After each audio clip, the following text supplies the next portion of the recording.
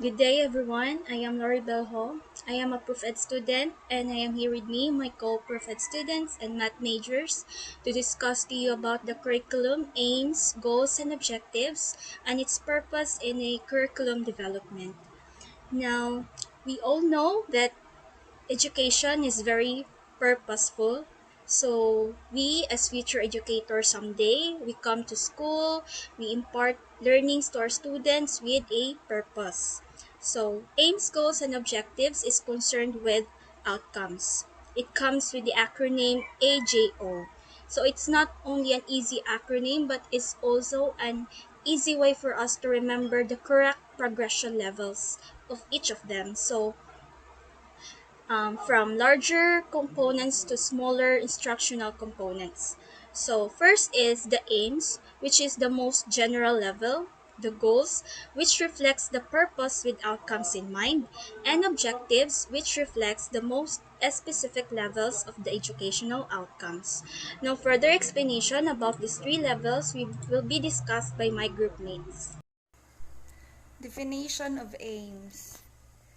According to Wilson 2004, he defines aims as the general statements that provide direction or intent to educational action. Aim is also defined as the point, target, direction, person, or thing that is meant to be hit or achieved. According to Orstein and Hanskins concluded that aim serves to 1. Be general statements that provide shape and direction to the more specific actions designed to achieve future product and behavior. Number 2. Be starting point for ideal or inspirational vision of the good future. So example here is the personal growth of the students. It is to help students find self-fulfillment, personal relevance, clarification of personal values, communication and self-expression skills, and development of effective learning styles. Students' interests and feelings are emphasized. And now, let's proceed to schools' aims. All schools shall aim to develop moral character and personal discipline. Students should make a single purpose statement that outlines their goals and the individual they wanted to become. Encourage them to think about their success character, such as their desired outcomes, as well as their moral character, which includes how they can make ethical choices. Next, encourage creative and critical thinking. Critical and creative thinking are the keys to work and economic prosperity in the 21st century. There is a long-term trend away from routine-oriented work, which requires people to do the same things every day, and toward creativity-oriented jobs that ask people to engage in analysis to make judgments. Third, broaden scientific and technological knowledge. This allows students to solve practical problems and make informed decisions both individually and collectively, as well as conceptualizing technological knowledge and develop their intellectual processes. Foster love of humanity. Schools should expand the students' understanding of human cultures and develop them to know what connects us together and what distinguishes us. Next, teach the rights and duties of citizenship. Schools should provide a wide range of opportunities for students to participate in volunteer work. It includes academic research relevant to service wherever possible. Next, promote respect for human rights.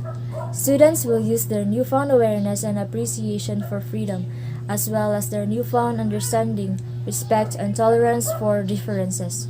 In our increasingly diverse and demanding culture, it is important than ever to instill these optimistic and open-minded attitudes in young people. Lastly, strengthen ethical and spiritual values. This will allow students to help them develop trust and self-esteem, promote cooperative conduct, stimulate and deepen moral motivation from their character, and achieve overall growth in terms of living a purposeful, morally excellent, and fulfilling life. So I have here the aims of elementary education. But before that, let us define first what is elementary education. So according to the Education Act of 1982 under the Educational Systems Chapter 1, Section 20, the definition of elementary education is that it is the first stage of compulsory formal education primarily concerned with providing basic education and usually corresponding to 6 or 7 grades. So it is from preschool, grade 1, grade 2, grade 3, grade 4, grade 5, and up to grade 6. And now let's talk about the aims of elementary education. So it is also according to Education Act of 1982, Section 21. So first, it provides knowledge and develops skills, attitude, and values essential to personal development and necessary for living in and contributing to a developing and changing society. So these knowledge and skills are very essential to the personal development of every student in order for them to live in and for them to contribute to our developing and changing society. Second, it provides learning experiences which increase the child's awareness of and responsiveness to the changes in their society. So these learning experiences usually happen inside and outside the classroom setting. So through these learning experiences, it can increase the child's awareness and responsiveness to a changing society. And third, it promotes and intensify knowledge, identification with, and love for the nation and the people to which she belongs. And lastly, it promotes work experiences which develop orientation to the world of work and prepare the learner to honest and gainful work. So they are providing work experiences which is applicable to the students who belong to the elementary education. And then through these work experiences, they can develop the skills, the attitude, and values in order for them to become honest, in order for them to become honest and prepare for a gainful work. That's it. Good morning, everyone. So, the aims of secondary education is to continue to promote the objective of elementary education. So, developing the student skills, providing knowledge, providing learning experiences will still continue. And also, it aims to discover and enhance the different aptitudes and interests of students in order to equip them with skills for productive endeavor and or to prepare them for tertiary schooling. So the secondary education aims to equip the students enough skills and knowledge for them to be prepared for the next level of education, which is the tertiary. Good day, everyone. I'm Mary Grace Villaganas, and I will discuss to you the aims of tertiary education. First off, I would like to share with you that the statements under these aims were taken from the clauses of Batas Pambansa Bilang 232, or also known as Education Act of 1982, so which provides the latest and more specific provision on rights, duties, and parents relevant to education. So as we knew it, the goal of basic education is to provide the children, learners, and young adults with skills, knowledge, and values to become self-reliant, productive, and patriotic citizens. So students under this tertiary education are young adults who are few steps away from being new member of the working society, whichever industry they soon will work with.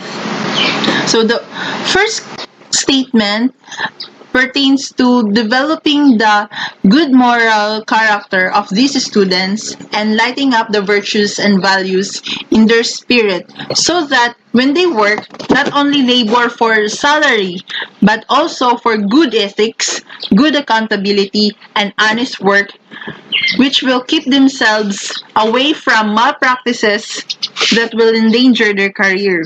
So next one, these young adults will work whichever industry they will work with, and they will be part of building the nation for overall development in large scale economic standpoint. So competence not to do marathon with other young adults, but rather competence to do better than yesterday. So the idea of transforming themselves better than their old version and upgrade their career that is rewarding both mentally and practically. So the third one and last one, which is the develop and advance as you continue on, it can relate to the remember the Rizal's famous line, the youth is the hope of our nation. So in our Filipino language, that is ang kabataan ang pag-asa ng bayan. So this is what he truly means, that the young generation is the next in line of nation builders and future leaders in which good path they will take on. So they will be the next one who will educate the next generation, and thus quality education should be passed down that is relevant to the changing demands of modern times. So that would be all, and I will give the stage to the next presenter. Good day everyone, I am Richie Fabertixon and I will be discussing about the definition of goals and objectives. So goals are statement or intent to be accomplished. Goals are statement of purpose with some outcomes in mind. So perhaps many of us cannot distinguish the difference between goals and objectives man, diba? Because we can say man nga, they are both intended to accomplish something, which is true, but at some point they are different from each other yun. So according to Wilson, goals are statement of educational intention which are more specific than aim. So in other words, goals are more specific than aim and broader than objective. So Oliva distinguishes between curriculum goal and instructional goals. So curriculum goal, a purpose in general term without criteria of achievement, and instructional curriculum, a statement of performance expected of each student. So in other words, curriculum goal, it is a set of goals. It is a set of goal where Board of Education expect students to meet after they graduate or after finishing a school year. While instructional curriculum, it measures the learning of every student after school year. So again, curriculum goal is the expected learning, while instructional curriculum is the measurement of the learning. So goals can be written broadly and specifically, but oftentimes it is broad good. So in broad terms, the goal is to develop a skill in reading, writing, speaking, and listening. So you can question like reading what, writing what, speaking what, and listening to what, diba? It doesn't answer such, so it is very general. So in specific term, to be able to verbally and visually express a point of view. So it answers what is being verbally and visually expressed, which is the point of view. So objectives are broad and open-ended, diba? Which is one ang reason why it is not ideal for us to use that when setting a goal due to its broadness and open-endedness. So nang objective takes its place. So objectives are usually specific statement of educational intention which delineate either general or specific outcomes. So this is one advantage of objectives when setting a goal. There is a specificity which is easily which we can easily achieve. Okay, it is a step-by-step process man. So in objectives we can apply the SMART when explaining how objective works. So in SMART, diba, I guess many of you know that the meaning of SMART man, which is the specific, measurable, attainable, realistic, and time-bound. So Benjamin Bloom and Robert Magyar define educational objective in two ways: explicit formulation of the ways in which students are expected to be changed by educative process, and intent communicated by statement describing proposed change in learner. So in simpler words, Educational objective is a set of objectives where students are expected to reach in order for them to change for a better good.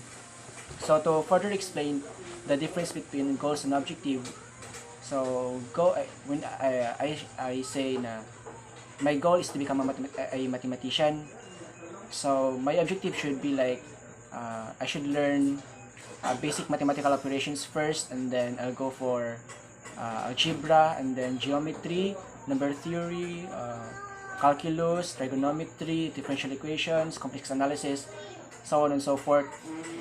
So another example is that if my goal is to be successful in life, my objective should be like I should have a passing grade to all subjects, and then I should graduate, and then find a decent job, build a family, and do the things that makes me happy. And by that, I can say that my goal is being achieved. Thank you. Now, what are the types of educational objectives? Now, Hilda Taba of 1962 states that there are two types of objectives. The first one is the general objective. Now, these objectives describes school-wide outcomes. These are the broad goals to be achieved, and usually this type of objective is less in number. So, example, improving student skills. Now, it is not stated what really type of skills that students needs to be improved.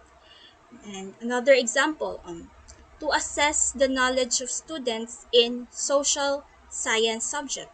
So, what really it is a broader terms. It is general in terms, and usually general objective can only be met if a specific objective is already attained.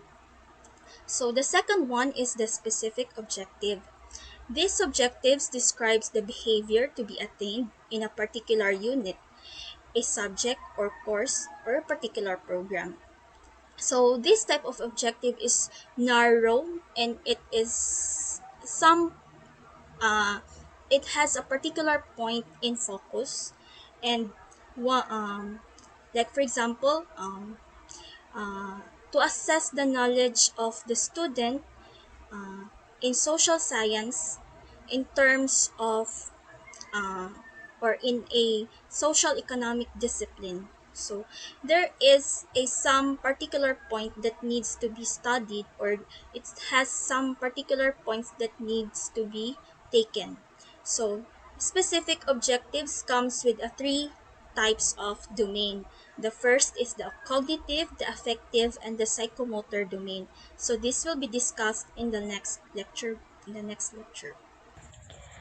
There are three big domains of objectives: cognitive, affective, and psychomotor. The first one is cognitive domain. According to Bloom of 1956, these are the process of cognitive domain. There are educational objective levels from knowledge, comprehension, application, analysis, synthesis, and evaluation with their mental activities. Knowledge, recall and recognition. So you have to recall your knowledge, bring it back to mind, and the action of recognizing it. Comprehension, translate, interpret, and extrapolate. Extrapolate means to predict by projecting past experience. Application is use of generalizations and specific instances, or a particular step, stage, or situation viewed a process or series of events. Analysis, determine relationships.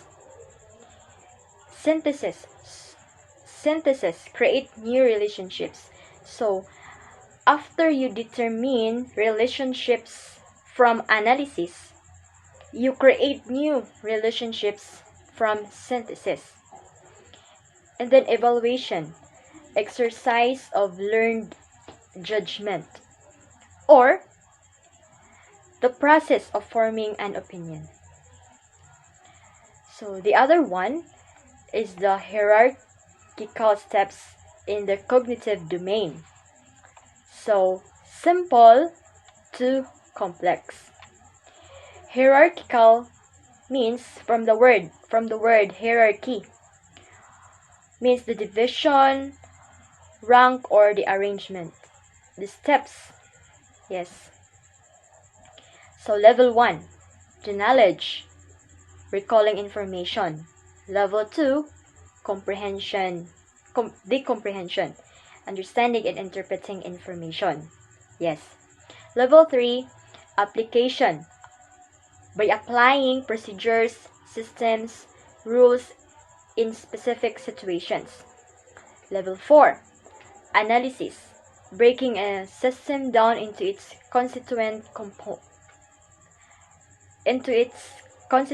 elements, constituent or components, or ingredients. Yes, that's constituent elements. And level 5, synthesis, bringing elements together to form a new coherent whole. And then level 6, evaluation, making judgments or critical comparisons on the basis of agreed criteria. Hi, I'm Saludis and I'm about to discuss affective domain. So what is affective domain? It describes learning objectives that emphasize a feeling tone, an emotion, or a degree of acceptance or rejection. Affective objectives vary from simple attention to selected phenomena to complex but internally consistent qualities of character and conscience. Its large number of such objectives in the literature is expressed as interest, valuing, attitude, and appreciation. As you can see, educational objective level has 5 steps, and its right side is state of mind.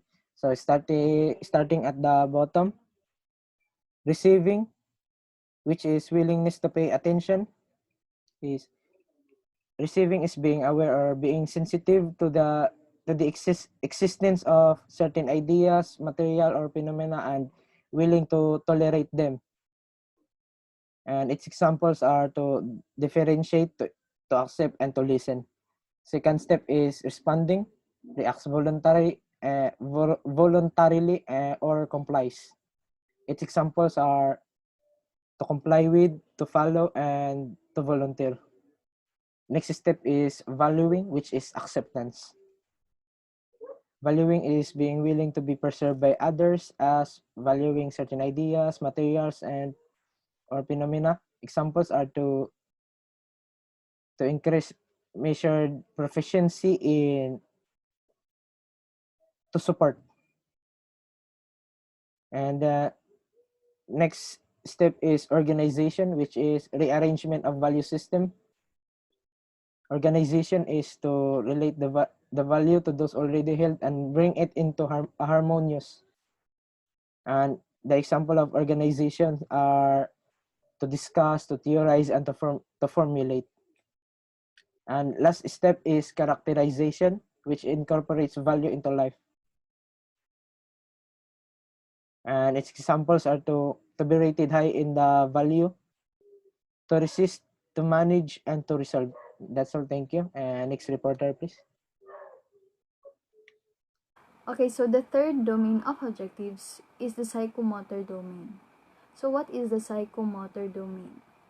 According to Elizabeth J. Simpson in 1972, psychomotor domain includes physical movement, coordination, and use of motor skill areas. And development of these skills requires practice and is measured in terms of speed, precision, distance, procedures, or techniques in execution.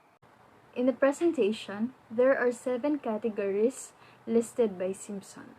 It started from the simplest behavior to the most complex task. The first level here is the perception, the awareness of sensory stimulus. Perception is the ability to use sensory cues to guide motor activity. This ranges from sensory stimulation through cue selection and then to translation. It is the most basic level of being able to process sensory information, like the things we hear, see, smell, feel, and how we respond accordingly. Example of which is the smelling food before eating it to check if the food is still good to eat. So the verbs to be used for learning outcomes are chooses, describes, detects, differentiates, distinguishes, identifies, isolates, and selects. So the next level is set. This relates to cues or knows. Set is a readiness to act which includes the mental, physical, and emotional set.